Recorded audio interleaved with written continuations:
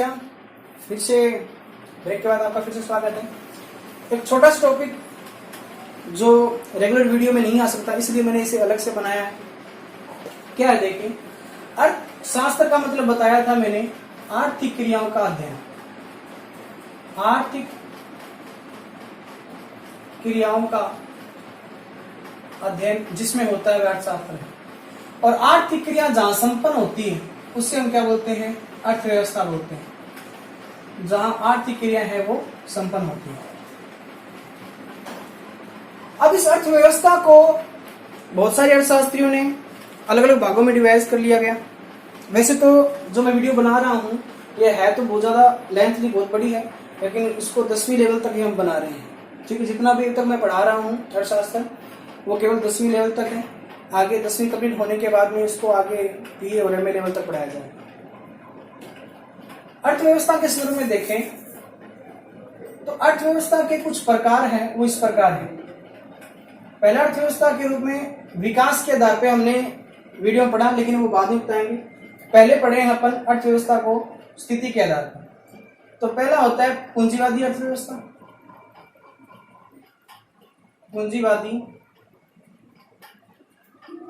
अर्थव्यवस्था।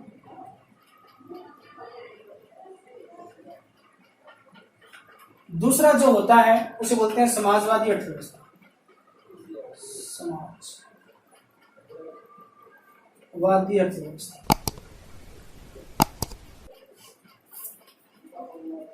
किसी राष्ट्र के अंदर पूंजीवादी अर्थव्यवस्था है और किसी राष्ट्र में समाजवादी अर्थव्यवस्था है।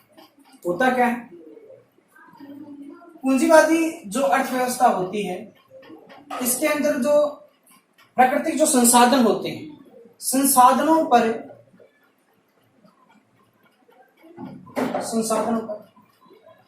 निजी लोगों का हाथ होता है। निजी लोग हैं उनका आधिपत्य ज्यादा होता है और सरकार की भूमिका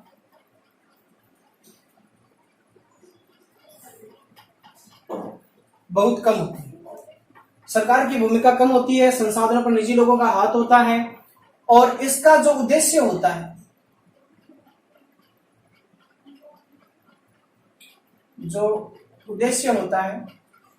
वो केवल निजी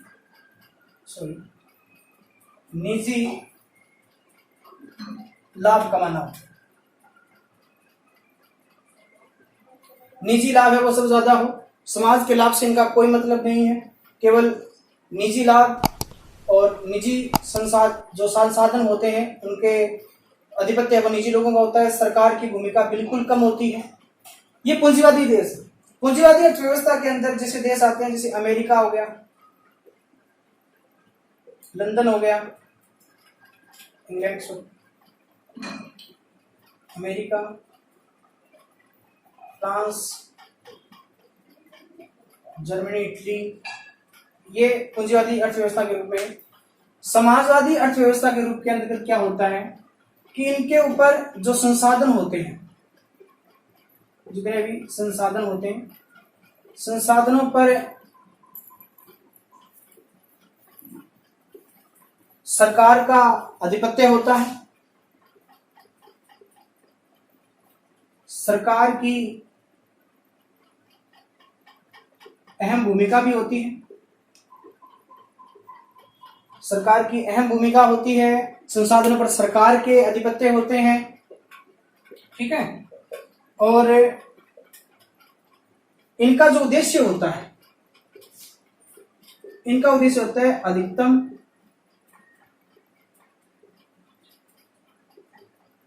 सामाजिक लाभ, ज्यादा से ज्यादा समाज को क्या हो, लाभ हो, इनका उद्देश्य होता है। संसाधनों पर सरकार का आधिपत्य होता है और सरकार की अहम जो भूमिका इसमें पाई जाती है। यह है समाजवादी और पूंजीवादी। इसमें जो देश आते हैं खासकर रूस, चीन, ये जो है उत्तरी कोरिया भी आ सकता है। रूस, चीन, ये उदाहरण है जिन देशों में समाजवादी अर्थव्यवस्था है, सरकार की अहम भूमिका होती है। इनका पूंजीवादी अर्थव्यवस्था के अंदर जितनी योजना बनती है वो अमीर लोगों को देख के बनाई जाती है और समाजवादी अर्थव्यवस्था के अंदर एक समाज को देखकर योजनाएं बनाई जाती है। इसी संदर्भ में क्या हो गया कि जब हमारा देश आजाद हुआ तब हमारे देश के अंतर्गत एक समस्या आन पड़ी। समस्या यह थी, इसी के संदर्भ में देखें तो 1947 के अंतर्गत जब हमारे देश आजाद हुआ तो समस्या आन पड़ी, क्योंकि उस समय पूंजीवादी अर्थव्यवस्था के रूप में अमेरिका और समाजवादी अर्थव्यवस्था के रूप में रूस था। वो दो शक्तिशाली देश थे। आजाद होने के बाद हमें किसी न किसी देश का सहारा जरूरी था। अगर हम अमेरिका के पास हो जाएं तो रूस नाराज होता है, और रूस के पास जाएं तो अमेरिका भी नाराज हो जाता है। इसलिए हमारे देश ने क्या बनाया, एक अलग ही अर्थव्यवस्था को अपनाया जिसे हम कहते हैं मिश्रितवादी अर्थव्यवस्था। मिश्रितवादी अर्थव्यवस्था, इसमें क्या होता है कि इसमें कुछ संसाधनों पर निजी लोगों का भी हाथ होता है और कुछ पर सरकार का भी होता है,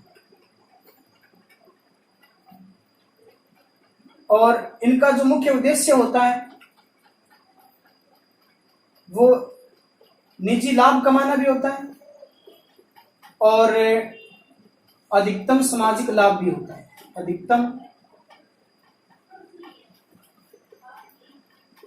सामाजिक लाभ कमाना भी इसका उद्देश्य होता है। निजी लाभ भी मिले और समाज का भी लाभ हो, और सरकार के ऊपर संसाधनों का आधिपत्य हो और निजी लोगों का भी संसाधनों पर आधिपत्य हो।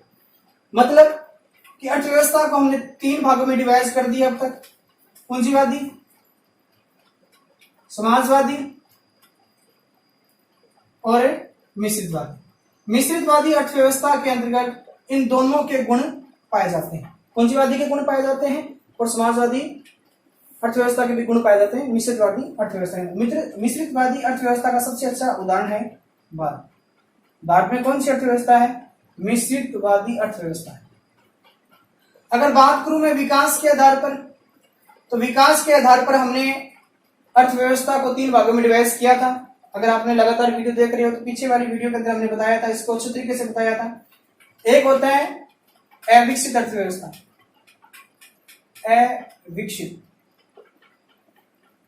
अविकसित अर्थव्यवस्था।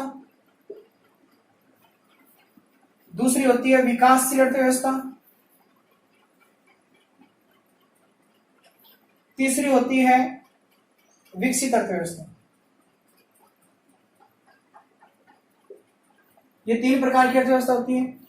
ऐसी अर्थव्यवस्था जिसके अंदर आधारभूत सुख सुविधाएं हैं वो बहुत कम है, अविकसित अर्थव्यवस्था। ऐसी अर्थव्यवस्था जो आधारभूत सुख सुविधाओं के लिए आगे बढ़ रही है, विकासशील अर्थव्यवस्था। एक ऐसी अर्थव्यवस्था जो आधारभूत सुख सुविधाएं हैं वो पूर्ण हो चुके हैं, इनके यहाँ गरीबी बेरोजगारी बिल्कुल भी नहीं है, तो ऐसी अर्थव्यवस्था विकसित अर्थव्यवस्था कहलाती है। एक अर्थव्यवस्था का जो प्रकार होता है उसे बोलते हैं बंद और खुली अर्थव्यवस्था। ये क्या होती है? बंद अर्थव्यवस्था और खुली अर्थव्यवस्था।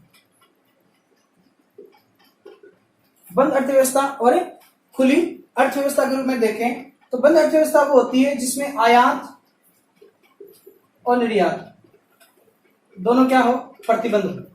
और खुली अर्थव्यवस्था के अंदर आयात और निर्यात ओपन होते हैं, शुरू हो जाते हैं। इसमें एक देश है वो दूसरे देशों के साथ अच्छे तरीके से तालमेल, अच्छे तरीके से तकनीकी है, पूंजी है, श्रम है, इनका आदान प्रदान करता है। जबकि बंद अर्थव्यवस्था के अंदर ऐसा बिल्कुल नहीं करता, वो अपने देश के अंदर ही सीमित रहता है। जैसे उत्तरी कोरिया है तो वो बंद अर्थव्यवस्था के रूप में जाना जाता है, और भारत है वो खुली अर्थव्यवस्था के रूप में जाना जाता है। ये थे अर्थव्यवस्था के प्रकार। वीडियो देखने के लिए बहुत बहुत धन्यवाद। जय श्री कृष्ण।